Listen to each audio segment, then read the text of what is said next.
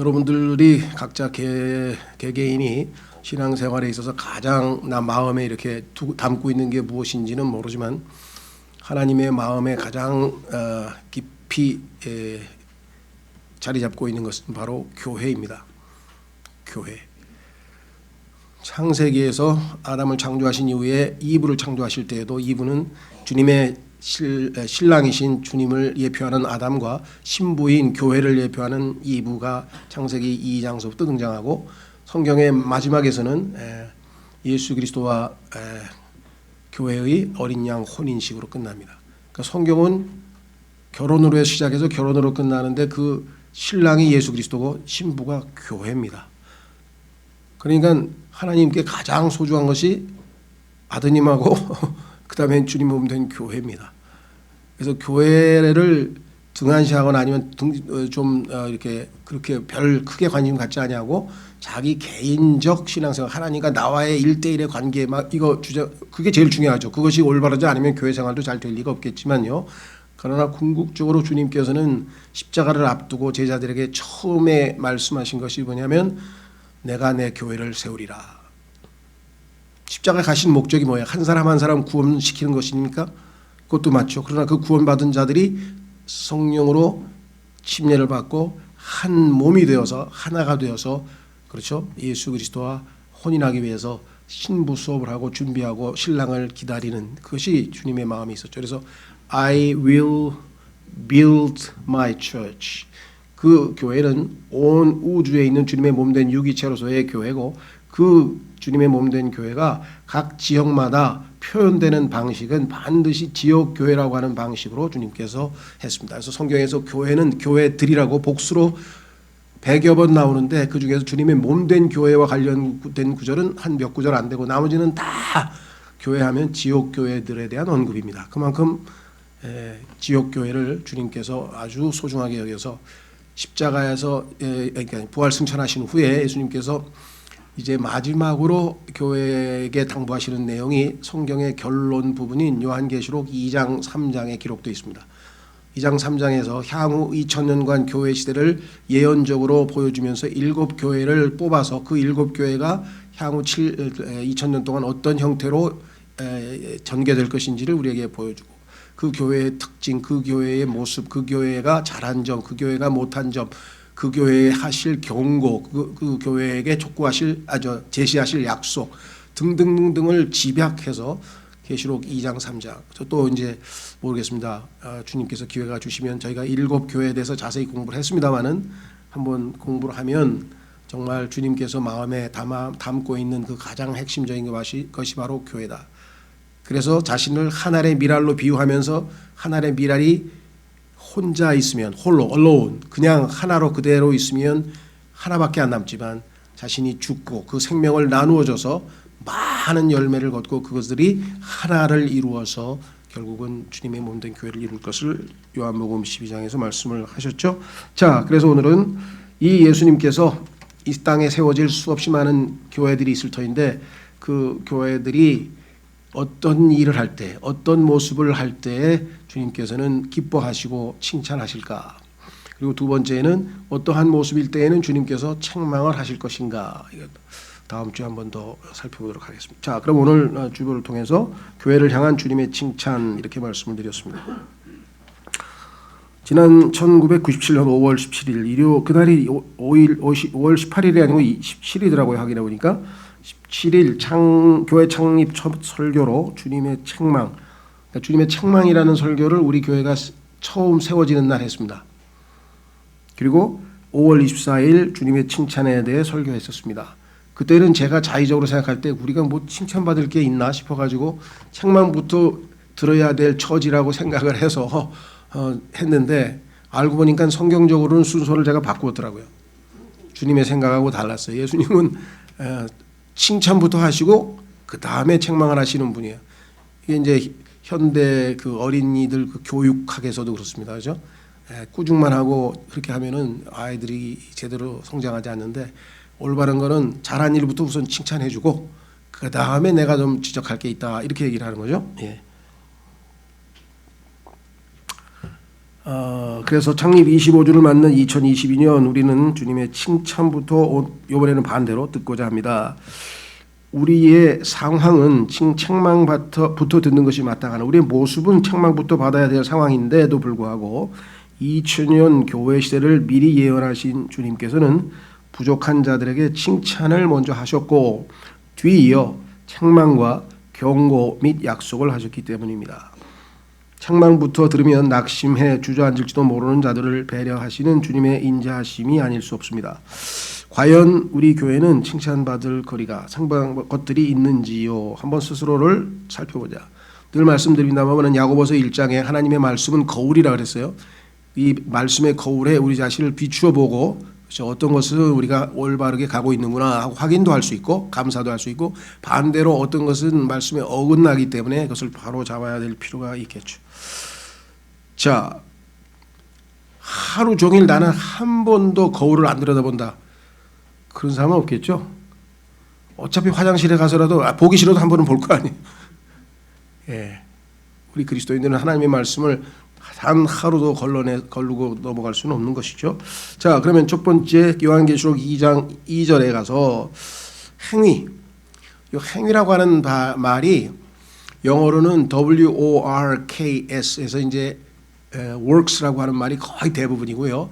나중에 DEED에서 deed라고 하는 편이 또 나오긴 나와요. 근데 드물게. 근데 우리말로는 이 works 하면은 대부분 일이잖아요. 노동자, 일꾼 뭐 할 때. 그래서 일로 번역하니까 어떨 때는 문맥이 좀 어색한 것 같아요. 그래서 행위라고 번역한 정도가 있으니까 주고 문맥에 맞춰서 조금 자연스러울 때 어떨 때는 행위를 했다가 어떨 때는 일을 했다가 이렇게 번갈아 했다는 사실을 알아두시고 영어로는 거의 일관성 있게 works라고 그렇게 되어 있다. 자, 그래서 내가 내 행위와 2절 수고와 인내와 또 내가 악한 자들을 용납하지 못함을 아노니 하면서 주님께서 이것에 대해서 지금 이렇게 칭찬하고 있는 내용들이 지금 나오고 있습니다. 물론 3장 1절로 가보시면 일에 대해서 잘못하고 있다고 꾸중하고 계신 장면도 나와요. 네 일이 지금 잘못됐다. 3장 1절에 보니까 사대에 있는 교회의 천사에게 쓰라. 하나님의 일곱 영과 일곱 별을 가진 이가 이것들을 말하노라. 내가 내 행위, 여기 행위라 그랬죠. 행위를 아노니 내가 살아있다는 이름은 가지고 있으나 죽었도다. 자, 3장 15절도 마찬가지. 성경에 보니까 꾸짖는 말씀도 꽤 있어요. 자, 왜 그러냐. 우리가 하는 이 일은 하나님께서 우리 안에서 일하신다라고 하는 빌립보서 2장 13절 말씀에 따라서 우리는 우리의 몸을 산 희생물로 내어드리는 것이고 그 몸을 사용해서 하나님께서 우리를 통해서 일하시는 겁니다. 그래서 이것은 우리의 일이 아니고 주님의 일이고 하나님의 일이 되는 것이에요. 그래서 이 일은 하나님께서 억셉트하지만 그렇지 아니하고 우리가 주관이 돼서 나름 그럴싸하게 한 일들 겉보기에는 똑같아요. 비슷해요. 근데 하나님께서는 이것을 뭐라고 표현하셨는가? 육신의 죽은 행위라. 생명이 없어요.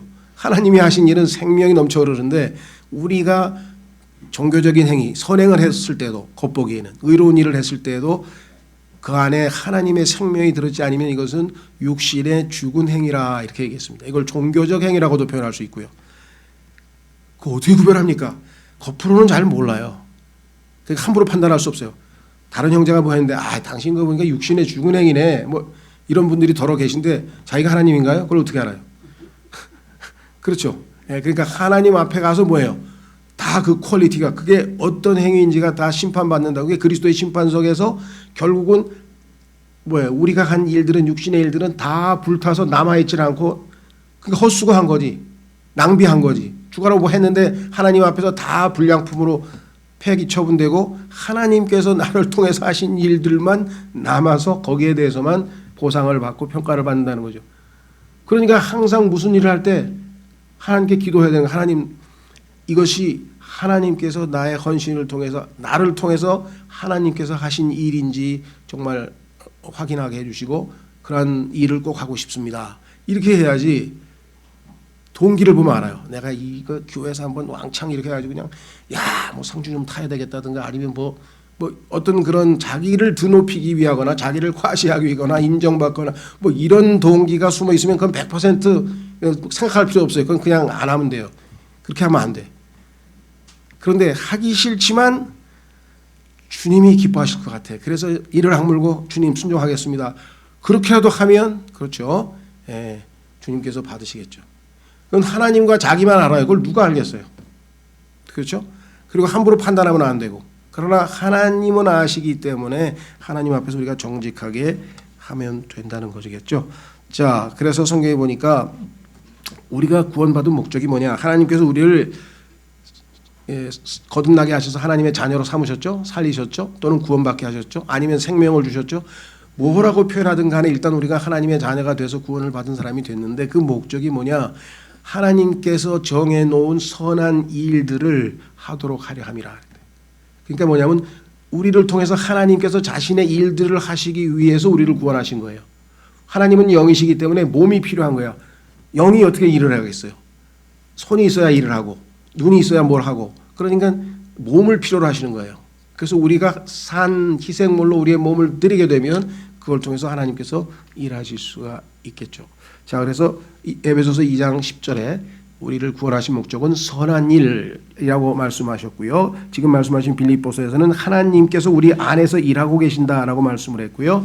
이것이 가능한 것은 뭐냐? 예수님께서 우리에게 주신 믿음이 일하는 믿음이라고 되어 있기 때문에 그렇습니다. 한 구절만 찾습니다.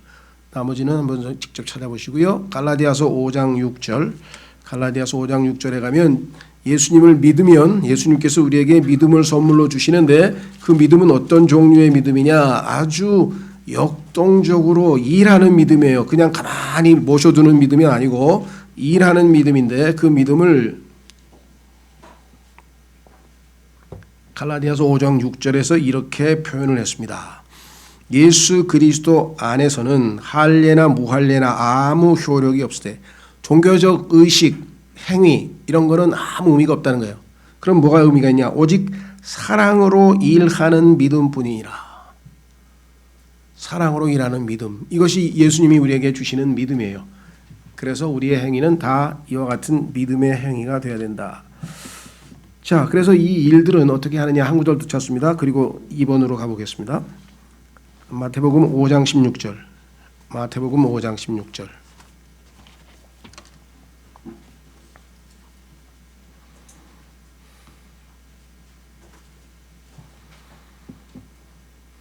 자, 이와 같이 너희 빛을 사람들 앞에 비추어. 자, 14절에 보니까 너희는 세상의 빛이니 그랬어요.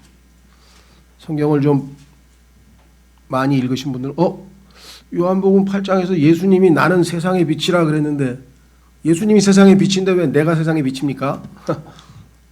그런 걸 발견하게 되는 거. 이거 아주 잘 하시는 거죠. 그때 이제 성경적으로 답은 있죠. 그렇죠? 당연히 예수님이 빛이시죠. 그런데 그 예수님이 우리 안에 들어와 계시기 때문에 우리도 빛이죠. 그렇죠? 그런 의미에서 예를 들면 달이 빛을 비춘다고 성경에서 말씀하지만 그 달은 실제로는 태양빛을 받아서 반사하는 것뿐이지 스스로 발광체는 아니라, 그런 의미에서 우리도 스스로 빛을 내는 건 아니고 주님이 우리 안에 들어와 계시기 때문에 우리가 세상에 빛이 되는 것이죠. 16절. 그런데 그 빛을, 그 주님을 사람들 앞에 비추어 그들이 어떻게 비추냐? 빛이 바깥으로 비출 때에는 빛은 빛 자체로 보이는 게 아니라 이렇게 불로, 형광등 불로 보이든지 뭔가 다른 방식으로 표현이 되잖아요. 우리가 예수 그리스도를 비추게 되면 그 우리의 선한 행위로 표현이 됩니다. 여기 나와 있죠. 비추어 그들이 너희의 선한 행위, 선한 일 똑같습니다. Good works, 선한 행위를 보고 하늘에 계신 너희 하나님 아버지께 영광을 돌리게 하라.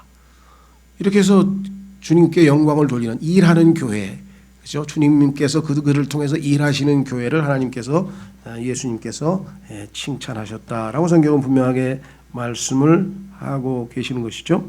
자, 두 번째는 수고. 일과 수고의 차이는 뭐냐? 수고도 일이죠. 그런데 수고는 애를 써서 하는 일이에요.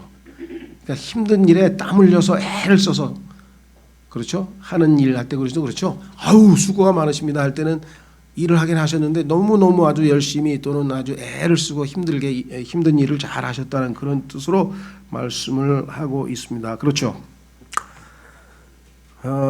저희가 예배당을 처음에는 이제 97년에 장소도 없이 그냥 그 학교 교실 하나 빌려서 예배를 드리다가 이 겨울이 다가오니까 그 당시만 해도 1997년에만 해도 대학교의 교실에 난방 시설이 없었어요. 겨울에는 다 방학이니까 난방이 없었어요.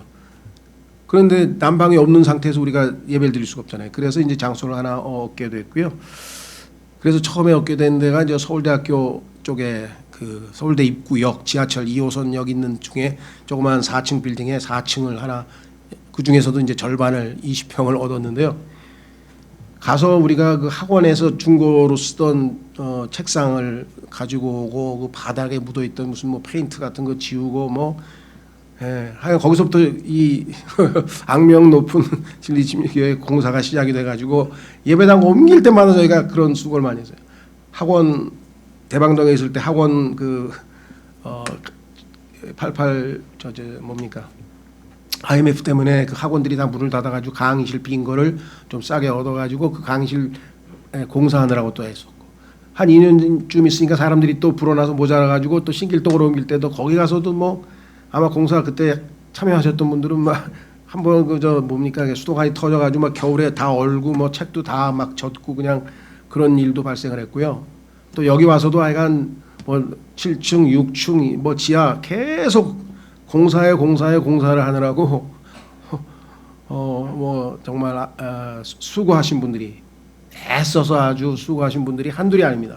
뭐 청년분들은 가끔씩 불평도 했죠. 아이고 이놈 교회는 왜 이렇게 공사가 많아, 밤낮 뭘 가지고 내려 쓰레기 갖다 버리는 일이 하도 많다 보니까 공사 폐기물 7층에서 밤낮 날르니까 오늘도 또 해야 돼.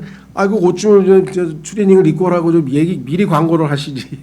광고도 안 하고 옷 딱 이렇게 왔는데 공사를 하는데 자기 또 눈치 보여가지고 그런 뭐 불평 아닌 불평도 있었던 걸로 기억합니다. 그래서 정말 여기 예배당 여기 또 완전히 엉망진창이었어요.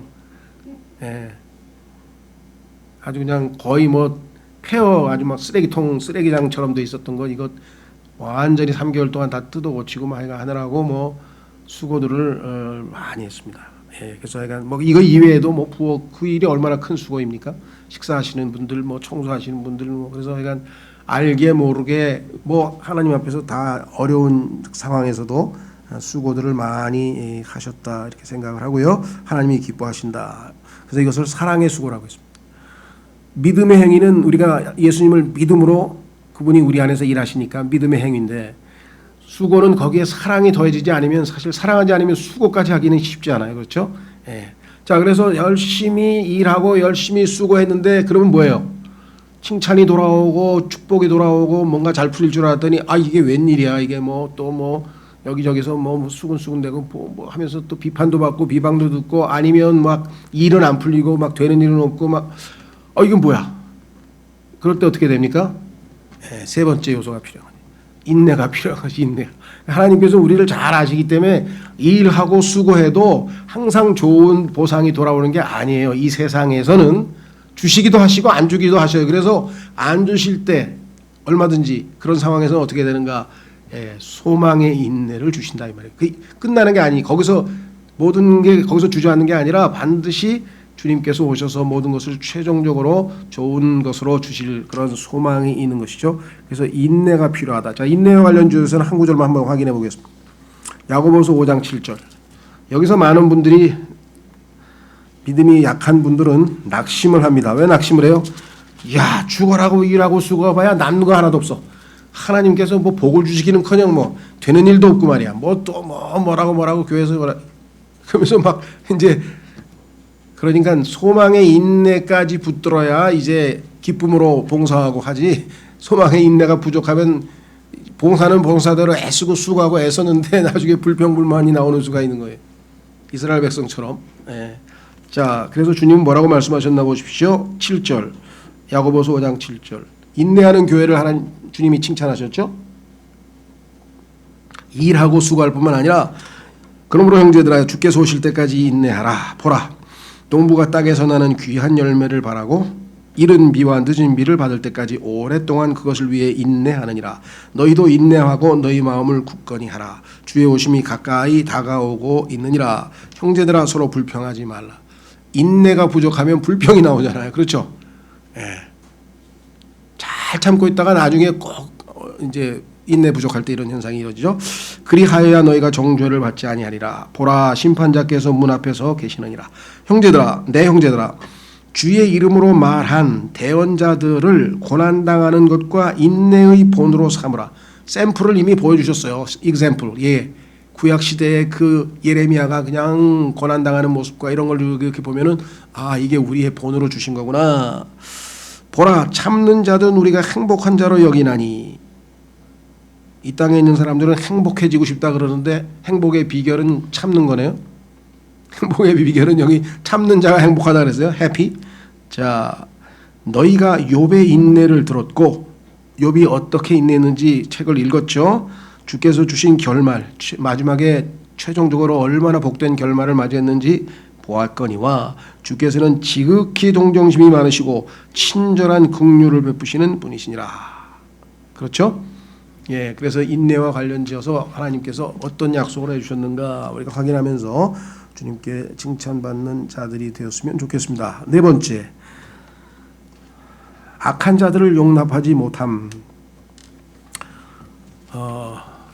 교회가 사랑이 넘치고 또 은혜롭고 한 것과 진리가 아닌 거짓 교리나 아주 하나님의 말씀에 어긋나는 잘못된 행동을 하는 것을 용납하는 것하고는 다릅니다. 그렇죠? 특히 고린도 교회가 바로 그와 같은 짓을 했었죠. 성도들이 아주 극악한 죄를 지었는데도 하고 그냥 그 전혀 하나님 말씀에 입각해서 징계하거나 처리하지 아니하고 치리하지 아니하고 그냥 내버려둬서 하나님께서 사도 바울을 통해서 강력하게 아주 이 책망한 내용이 고린도전서에 나와 있습니다. 다행히 고린도 성도들이 하나님의 말씀을 듣고 야 우리가 하나님 앞에 크게 잘못했구나 하고 회개하고 그 죄 지은 자를 교회에서 치리해서 내보냈고요. 물론 고린도 후서에 가면 이 형제가 회개하고 돌아오면 또 받아주라고 해서 받아준 내용도 물론 나옵니다만은 분명하게 명백하게 죄를 지었을 때는 그 문제에 대해서 죄뿐만 아니라 거짓 교리도 마찬가지고요. 과거에도 어떤 분이 왔는데 교회에 와서 자꾸만 어떻게 하는 교제가 좀 이상해요. 그래서 좀 이렇게 지켜보니까 아닌 것 같아서 제가 한번 물어봤어요. 혹시 이 교회에 어떻게 찾아오셨게 됐습니까? 했더니 교회들이 지금 정신을 못 차려서 정신 차리게 해주려 하러 어떻게 정신을 못 차리고 있습니까? 했더니 곧 이제 환란이 닥치는데 환란을 대비를 안 한다는 거예요. 그래서 환란 전에는 절에는 올라갈 건데요. 그랬더니 그러니까 그런 걸 잘못 가르쳐서 문제가 생겼다는 거예요. 그러니까 이제 환란 통과 교리를 배운 분이에요. 그런데 환란에 대한 대비를 안 하고 그냥 소위 말하면 휴가 된다고 그냥 있는 것에 대해서 이 답답해서 자기 마음에는 교회들마다 가서 대비하라고 이렇게 자기는 선지자 대언자로서 하나님의 명령을 받았다고 그래서 딴 데 가서 하시라고 그거를 계속해서 여기서 하시면 이 교회는 못 다니고 그것이 잘못됐다고 우리는 이미 잘 배워서 저희가 지금 가지고 있는 교리가 성경적으로 올바른 교리라고 다 믿는 분들인데 그런 분들하고 논쟁을 벌이면 교회가 제대로 된 교제가 되겠느냐. 그래서 형제님은 여긴 좀 번지수를 잘못 찾으신 것 같으니까 딴 데 가면 아마 받아주는 데 있을지 모르니까 좀 딴 데 가보시라고. 그때는 아주 그냥 고개를 절레절레 하면서 이제 다행히 이제 안 나왔어요. 뭐 이것 이외에도 다른 것도 있습니다. 계속 묻는 거예요 사람들에게. 구원 받았느냐? 구원 받았습니다. 그러면 죄인이세요? 의인이세요? 그거 꼭 물어봐. 그래서 죄인이기도 하고 의인이기도 한데요. 하나님이 보시면 나는 의인이고요. 내가 나를 보면 죄인이죠. 그런 게 어딨냐 해서. 성경에 써 있잖아요. 우리는 예수 그리스도로 말미암아 하나님 보시기에 완전하게 됐다고 히브리서 10장에 써 있지만 사도 바울은 나는 죄인의 괴수라고 얘기를 했지 않습니까? 하나님이 보시면 내가 예수님으로 옷 입고 있는 상태로 나를 보시니까 당연히 나는 100% 완전한 의인이지. 그러나 내가 나를 보면은 나는 여전히 죄를 짓고 있는 죄인이죠. 뭐 잘못됐습니까?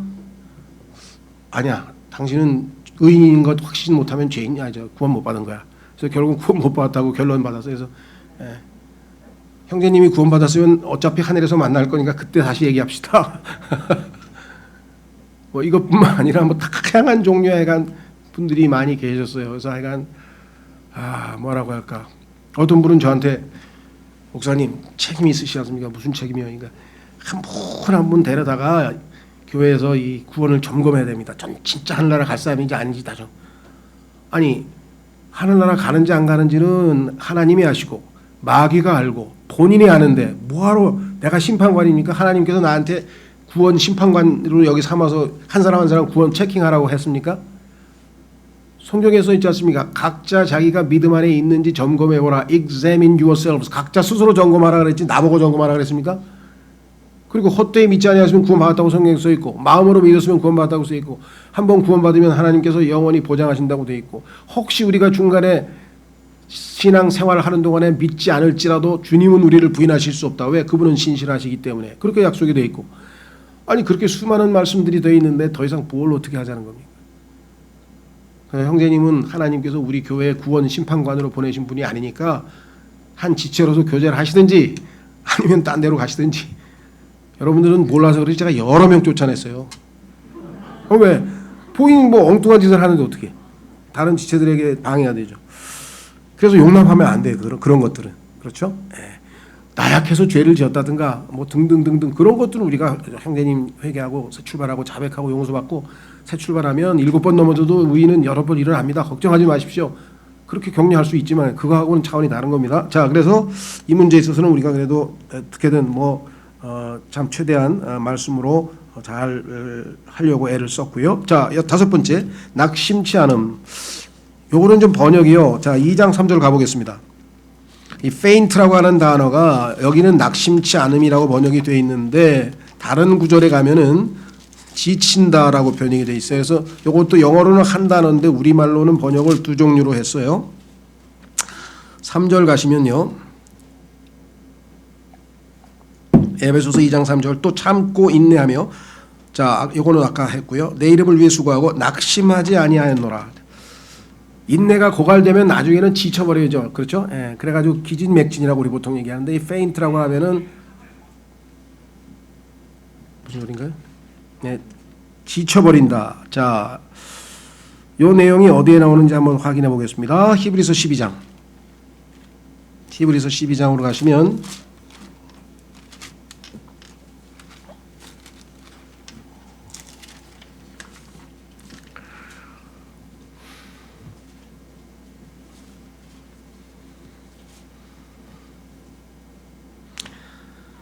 3절 히브리서 12장 3절 죄인들이 자기를 대적하여 이처럼 거역한 것을 견디어내신 분을 깊이 생각할지니 이것은 너희가 너희 생각 속에서 지치고 기진하지 아니하게 하려 함이라. 요때 이 기진한다 여기 번역을 기진한다 그랬어요. 근데 우리는 지금 계시록에서는 낙심한다라고 했죠. 영어의 똑같은 단어를 문맥에 맞게 좀 하다 보니까 그렇게 차이가 났는데 그냥 거의 지쳐서 기진맥진 상태가 돼서 어떻게 회복이 되기 어려운 그런 상태로 되어버린다는 뜻입니다. 그러니까 우리가 마음을 놔버리면 이제 그냥 낙심을 해버리면 모든 게 그냥 더 이상 회복이 되기가 불능하겠죠. 마음이 이미 이제 그 에너지가 고갈된 상태겠죠. 자, 그래서 이와 같은 일에 대해서 우리가 좀 정말 조심해야 되겠다. 왜냐하면 신앙이 무너지기는 쉽습니다. 여러분 아시다시피 집이 무너뜨리는 건 쉬워요. 한순간에. 근데 그거 다시 회복하려면 뭐 어마어마하게 힘들어요. 그렇죠? 그래서 여기서 지금 우리가 신앙생활하면서 완전히 기진맥진해서 이제 더 이상 일어나기도 조차 어렵고 그냥 완전히 그렇게 넉다운이 되고 뭐 고갈된다 그러죠. exhausted 되고 완전히 그냥 의욕도 안 생기고 뭐 난 이제 더 이상 신앙생활 못하겠다 정도까지 마음이 이렇게 다운돼 있을 때 한 가지 치료 방법이 있어요. 그것은 뭐냐? 그 상황을 비슷하게 겪으시면서 승리하여서 이겨내신 예수 그리스도를 깊이 생각하라. 깊이 생각하라. 확인해 보겠습니다. 거기 나와 있죠? 2절, 죄송합니다. 3절. 죄인들이 자기를 대적하여 이처럼 거역한 것을 견디어내신 분.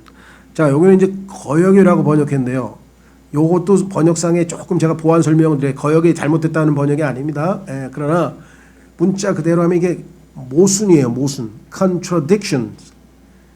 예수님은 모순된 일을 너무 많이 당했어. 예를 들면 창조주이신데 창조물에게 죽임을 당하셨어. 이거 말이 돼요? 그런 모순이 있나요? 자기가 창조를 했는데 그 창조받은 자가 예수님을 십자가에서 못 박아서 죽였어. 생명이신 분을, 그죠? 생명을 주신 분을 사망에 처하게 했어. 이 세상에서 사람들이 가장 못 견디는 건 뭐냐면요, 납득을 못할 때 못 견디죠.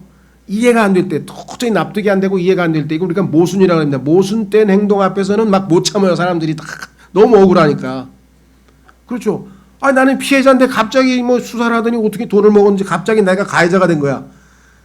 그런 사람들이 우리나라 자동차 교통사고에서 엄청 많아요. 그래서 피해자인데 가해자로 둔갑된 사람들의 모임이 있어요. 이 사람들이 억울해서 자기들끼리 모여가지고 평생토록 막 데모하고 막 법원에다가 항소하고 막, 왜? 피해자인데 가해자로 둔갑이 된 거야. 모순.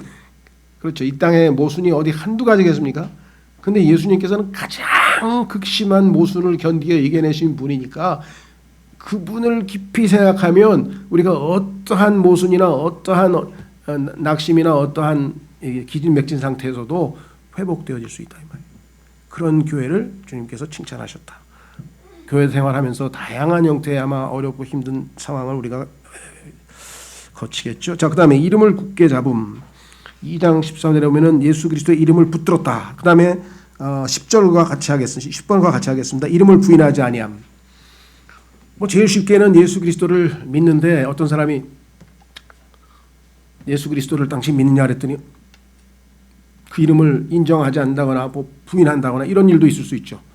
그런 분 꽤 있더라고요. 회사에서 사장님이 너 예수 믿냐? 그랬더니 갑자기 얼굴이 얼어가지고 아닌데요. 왜? 불이익 당할까 봐. 왜? 보니까 이 사람이 아주 그냥 그 제사를 지내고 막 그냥 무속을 신앙하고 막 그 사장실에다가 그냥 뭐 명태 붙여놓고 그냥 막 부적 붙여놓은 사람이야. 아, 근데 이 사장이 너 예수 믿냐? 이렇게 갑자기 내 하는 순간 자기 잘릴 것 같아. 이게 마귀가 주는 두려움이에요. 잘리면 어때요? 주님을 위해서 나 직장까지 잃어버리고 얼마나 영광스러워. 그런데 거기까지 믿음이 안 가니까 순간에 얼어가. 아니에요. 야, 근데 너 아까 밥 먹는다 보니까 기도하던데. 아니, 그 기도한 거 아니에요.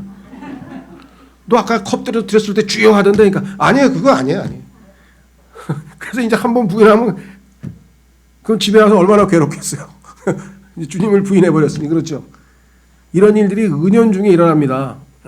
왜냐하면 우리가 항상 충만하게 있는 게 아니기 때문에 자기도 모르게 부인하는 경우가 얼마든지 있을 수 있어요. 이제 예를 들면 그런 경우서부터 시작해서 진짜 주님을 위해서 나아가야 될 때 아예 그냥 포기하고 마가처럼 그냥 딱 접을 때도 있고요. 그래서 신앙을 continue, 이 이름을 붙잡고 이름을 부인하지 않는 것은 어떻게 보면은 성경에 지속하는 거하고 같아요. 그렇죠? continue. 정말 계속해서 주님을 믿고 있나? 중간에 포기하지 않았나? 그런데 너무나 우리에게 이 위로가 되고 또 격려가 되는 말씀은요. 우리는 자주 부인을 합니다. 예수님을. 그런데 예수님은 우리를 부인을 하지 않으세요. 우리가 부인했다고 예수님께서 그래 너는 이제 그만 하늘나라 못 와 이제 다시 돌아가 이렇게 안 하신다 이거예요. 그래서 우리가 다시 회복할 수 있는 기회가 주어지는 거죠. 디모데후서 2장으로 가보겠습니다. 디모데후서 2장.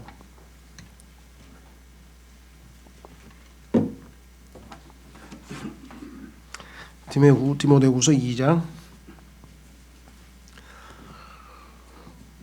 11절. 디모데후서 2장 11절. 그것은 신실한 말이로다. 우리가 그분과 함께 죽었으면 또한 그분과 함께 살리라. 우리는 예수님께 함께 십자가에서 죽었으니까 당연히 살겠죠. 부활합니다. 우리가 고난을 당하면 또한 그분과 함께 통치하리라. 지금 여기서 비록 주님과 함께 고난을 당하고 있죠. 그리스도인으로서. 그러나 우리에게 미래는 밝은 미래, 통치하는 미래가 기다리고 있다. 우리가 그분을 부인하면 그분도 우리를 부인하시리라. 여기서 이제 조심하면 가만있어 봐. 부인하면 부인한다고 돼 있네요. 그러니까 여기서 지금 무슨 소리인가 하니 우리가 부인하는 그 사실을 부인하신다는 거예요. 왜 어떻게 할 수 있나? 거기 써 있잖아요. 13절에. 우리가 믿지 아니하여도 중간에 주님을 부인하고 믿지 아니하여도 그분은 항상 신실하시니 자신을 부인할 수 없느니라. 우리가 주님을 중간에 믿음이 약해서 부인하고 또 예를 들면 신사참배 같은 것도 하고 일제시대 때도 거듭난 구원받은 그리스도인들도 믿음이 약해서 신사참배도 하고 다 죄를 많이 졌습니다. 우선 그렇지만 주님이 구원을 주신 그것을 자기 스스로가 또 부인해서 우리를 지옥으로 내버려 버린다? 그러지는 않으시는 분이라 이 말이죠. 그렇죠? 예. 우리의 행동 하나하나에 따라 주님의 모든 원칙이 막 왔다 갔다 하게 된다면 어떻게 그분을 신뢰할 수 있겠습니까? 그렇죠? 예. 그러나 칭찬은 못 받죠. 칭찬을 받으려면 우리도 주님의 이름을 굳게 붙들고 그분의 이름을 붙들어야 되겠죠. 그죠? 부인하지 않아야 될 것입니다. 자, 그 다음에 7번째 주님의 믿음을 부인하지 않음. 2장 13절. 자, 2장 13절에 보면은 이것도 이제 좀 뭐 논란이라기보다는 좀 한번 생각해 봐야 될 구절인데요. 왜냐하면 2장 13절을 맨 끝에 보면 이렇게 나옵니다. 2장 13절에 자 우선 본문을 읽겠습니다. 내가 내 행위를 알고 또 네가 거하는 곳을 아노니 즉 사탄의 자리가 있는 곳이라. 내가 내 이름을 굳게 붙잡고 안디바가 나의 신실한 순교자가 되어 너희 가운데서 곧 사탄이 거하는 곳에서 죽임을 당한 그때에도 나의 믿음을 부인하지 아니하였도다. 그랬습니다. 자, 가만히 있어봐. 이게 왜 나의 믿음이지? 근데 실제로 영어 보니까 my faith라고 예수님이 말씀하셨어요. 그래서 어떤 성경에 보면 죽임을 당한 그때에도 나를 믿는 믿음을 부인하지 아니하였도다. 이렇게 또 약간의 의역을 해놓은 데가 있어요. 요게 지금 이제 요거 관련 책을 제가 지금 준비 중에 있는데 아직도 많은 분들이 그러니까 우리가 좀 어려운 부분이에요. 왜냐하면은 믿음이라고 했을 때 보통 일반적으로는 내가 예수님을 믿는 거잖아요. 그렇죠? 예. 하나님을 믿느냐 그러면 내 믿습니다. 내가 믿는 거잖아요. 예. 그런데 성경에 보니까 그렇게 예수님을 믿는다고 우리가 신앙 고백을 했을 때 하나님께서 예수님께서 우리에게 자신의 믿음을 선물로 주셔서 그것을 하나님의 아들의 믿음이라고 되어 있어요. 그렇기 때문에 그 믿음으로 살아야 우리가 천당 하늘나라 갈 때까지 믿음이 유지되지 우리의 믿음은 나약해서 언제 고갈될지 어떻게 알아요? 그렇죠? 예. 근데 이제 이것이 쉽지가 않아요. 문맥에서 봤을 때 예수님의 믿음이냐 나의 믿음이냐 여기서 보면은 성경은 my faith 예수님이 나의 믿음이라 그랬으면 예수님 믿음이잖아요. 그런데 예수님이 무슨 믿음? 예수님이 왜 나를 믿어? 내가 예수님을 믿어야지. 이렇게 생각하니까 그래. 여기서 지금 그런 뜻이 아니라 예수님이 믿음을 가지고 있어요. 누구를 향해서? 하나님을 향해서. 그래서 예수님은 배에서 파도가 쳐도 하나님에 대한 신뢰가 믿음이 있기 때문에 끄떡도 안 하고 다 이겨냈잖아요. 그렇죠? 네. 그러니까 예수님이 가지고 계신 속성으로서의 믿음을 우리에게 다 나누어줘서 우리도 예수님을 믿을 수 있어요. 그래서 믿습니까? 예수님 복음 받아들이겠습니까? 믿습니까? 믿었어요. 그러나 그 믿음이 우리를 하늘나라까지 갈 수는 없어요. 예수님이 믿음의 author, 창시자요, finisher, 믿음의 완성자이셔요. 히브리서 2장에 보면. 그러니까 그 예수님의 믿음을 받았기 때문에 우리는 마지막까지 구원의 영원한 보장을 받게 되는 것이겠죠. 그래서 성경에 보면은 이런 구절들이 몇 개가 나와요. 특히 갈라디아서에서 2장 20절에도 킹제임 성경에만 뭐라고 되냐면 하나님의 아들의 믿음으로 우리 믿음이 아니라 산다고 되어 있는데 이거를 하나님의 아들을 믿는 믿음으로 해서 이걸 번역을 했어요. 그러니까 이런 것에 대해서 아주 쉽지 않은 부분이기 때문에 클리어하지 않은 부분들을 좀 혼동하시는 분들이 많이 있고 심지어는 목회자 중에서도 그 갈라디아서 5장에 보면은 성령의 열매의 9가지 특성이 나오는데 그 중에 하나가 faith예요. 믿음. 그랬더니 요거를 아니 예수님이 왜 누구를 믿어? 예수님이 아무도 믿을 필요 없어. 예수님이 누굴 믿어? 이렇게 생각을 하는 거예요. 그래서 그거를 충성이라고 번역했어요. 충성. faith를 갑자기 충성이라고 번역을 해놓은 거예요. 그게 아니죠. 예수님과 아버지와 아들과 성령 사이에는 서로 뭐야? 서로를 향해서 믿음이 있잖아요. 그냥 속성으로서 사랑도 가지고 계시고 믿음도 가지고 계시고 인내도 가지고 계시고 예수님이 가지고 계신 그 믿음을 얘기하는 건데 그 믿음은 약한 사람이 강한 사람을 믿는 거고 낮은 사람이 높은 사람을 믿는 거지 높으신 분 예수님이 왜 믿냐? 이 잘못된 논리를 가지고 자꾸만 문제를 일으키는 거예요. 그 성경을 번역하다가 하나님의 아들의 믿음? 그분이 왜 믿어? 하나님의 아들을 믿는 믿음? 그건 내가 믿어야지. 이게 지금 잘 안 풀린 거예요. 그래서 쉽지는 않아요. 그래서 어떤 분들은 저한테 이제 좀 알겠어요. 너무 좋아 이런 분이 있는가. 아이고 이제 난 혼동이 생겨서 죽거든. 뭔 소리를 하시는 겁니까? 뭐 이런 사람이 또 있어요. 그러니까 이게 성령님께서 그냥 깨우쳐 주셔야 되는데요. 킹제임스 성경에는 갈라디아서 have faith in Jesus. 그럼 예수님에 대해서 내가 믿음을 갖고 있는 거예요. 그렇죠? 근데 하나님의 아들, have faith of Jesus Christ. 예수님이 주신 믿음을 나는 가지고 있다 이런 뜻이에요. 그래서 여기서 지금 my faith는 후자일 가능성이 높아요. 왜? 예수님이 나의 믿음이라고 했잖아요. 그렇죠? 예수님이 주신 믿음이라고 생각하면 좋은데 그것이 그러면 내가 그 믿음으로 믿으면 내 믿음이네. 뭐 되죠. 그래서 이거를 논리적으로 막 설명하려고 하지 말고 성경에 써 있는 그 문맥에 맞게 있는 그대로 우리가 확인해 보시면 돼요. 자, 그래서 하여간 믿음을 부인하지 않고 지키는 것. 이건 뭐 우리가 너무나 소중한 것이죠. 사도 바울이 뭐라고 그랬습니까? 디모데후서 마지막에 내가 내 믿음을 지켰다 그랬잖아요. 그렇죠? 그러니까 예수님께서 주신 믿음이니까 결국은 내 믿음이 되는 거죠. 그래서 내 믿음을 지켰다 이렇게 얘기했습니다. 자, 그 다음에 8번째 사랑, 섬김, 믿음.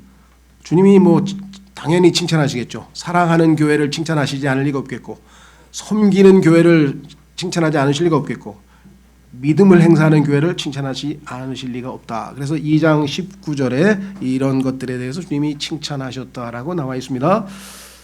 사랑은 로마서 5장 5절에 보면 하나님께서 우리의 마음속에 가득히 부어 넣으셨다 그랬어요.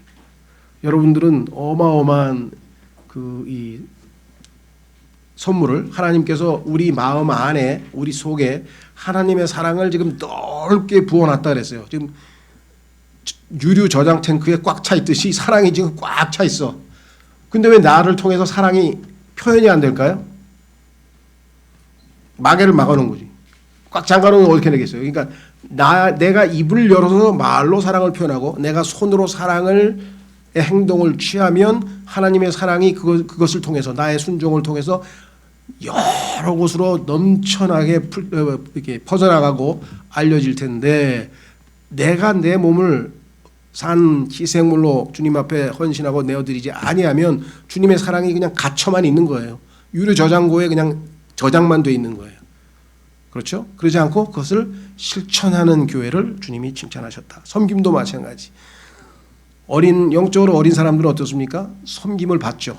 그런데 영적으로 성장해서 섬기는 자로 만드는 것이 교회 사역의 최고의 목표다.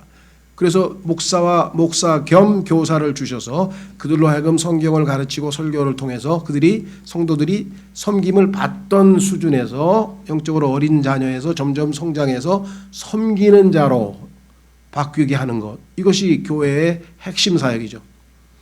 물론 안 믿는 사람들 대상으로 해서 복음을 전하는 것도 각자 개인 그리스도인들이 하지만 교회 안에서의 집회 사역의 모든 초점은 바로 섬김을 받던 자를 섬기는 자로 만드는 데에 초점을 맞추는 것입니다. 자, 그 다음에 마지막으로 아까 10번은 했고요. 말씀을 지킨다. 자, 요한계시록 3장 8절로 가시면은 주님께서 내가 내 행위를 아노라. 보라, 내가 내 앞에 열린 문을 두었으니 아무도 그것을 닫지 못하리라. 내가 적은 힘을 가지고도 내 말을 지키며 내 이름을 부인하지 아니하였도다. 보통 우리가 말을 지킨다, 하나님 말씀을 지킨다 그러면 두 가지로 보통은 어떻게 생각합니까? 순종이라고 생각하죠. 보통 obey, 하나님 말씀에 순종한다, 하나님 말씀을 지킨다. 이게 맞는 말이죠. 여기서도 그런 의미가 물론 들어가 있고요. 그런데 역사적으로 보면은 더 직접적인 뜻이 있어요. 그것은 뭐냐? 지킨다는 얘기는 빼앗긴 거죠. 예를 들면 내가 지금 가방을 들고 가고 있는데 도둑이 날치기가 내 가방을 채가려고 그래. 그럼 내가 그걸 꽉 붙들어 가지고 안 뺏긴 거죠. 그럼 뭐 지켜낸 거죠. 그렇죠? 누가 나를 와가지고 폭력을 해놨는데 지갑을 뺏어가려고 그래. 근데 내가 잘 싸워가지고 막아가지고 내가 하나도 안 뺏겼어. 다시 말하면 역사적으로 보면은요, 하나님의 말씀인 성경을 공권력을 동원해서 아니면 여러 가지 형태로 해서 성경을 성도들로부터 앗아가려고 하는 어마어마한 권력들이 있었습니다. 특히 로마 가톨릭 교회에서는요 일체로 성직자 이외에는 일체 성경을 개인적으로 소장할 수 없다 이래 다 요즘으로 치면 압수수색 해가지고 싹 다 뒤져가지고 다 빼앗아갔어요.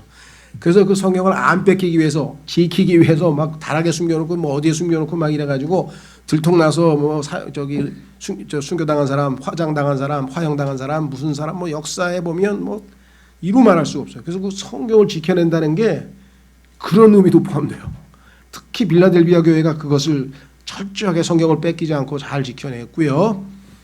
그 다음에 특히 올바른 성경, 다시 말하면 하나님이 주신 그 성경을 안 뺏기고 다른 성경으로 대체하려고 할 때 난 그거 아니다. 난 이 성경 그대로 지키겠다. 그렇죠? 1611년 주신 그 킹제임 성경을 1891년인가요? 1881년에 와서 갑자기 개혁 성경, 리바이즈드 버전으로 해서 성경을 바꾸기 시작했어요. 그때 시류에 동조해서 바꾼 사람과 킹제임 성경을 그대로 지켜서 나는 이 성경으로 하나님 말씀으로 삼겠다 하고 한 사람들로 나뉘어진다는 거죠. 이 시대가 바로 여기에 나와 있는 빌라델비아 교회의 시대였다는 거죠. 자, 두 번째는 당연히 기록된 말씀을 지키는 거죠. 순종하는 거죠. 그렇죠? 한 구절 찾고 마치겠습니다.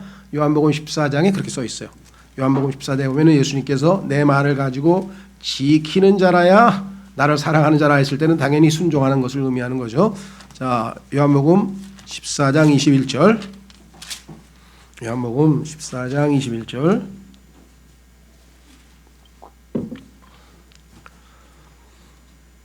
내 명령들을 가지고 그것들을 지키는 자가 나를 사랑하는 자니 나를 사랑하는 자는 내 아버지께 사랑을 받을 것이요 나도 그를 사랑하여 그에게 나를 나타내리라 하시니라.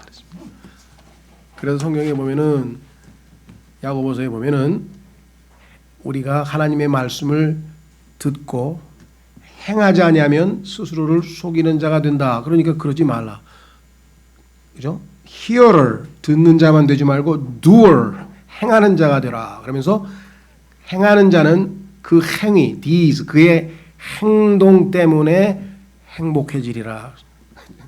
순종을 여러분이 하나님의 말씀이 어렵다고 생각하지만 주님께서는 쉽다 그랬어요. 가볍다 그랬어요.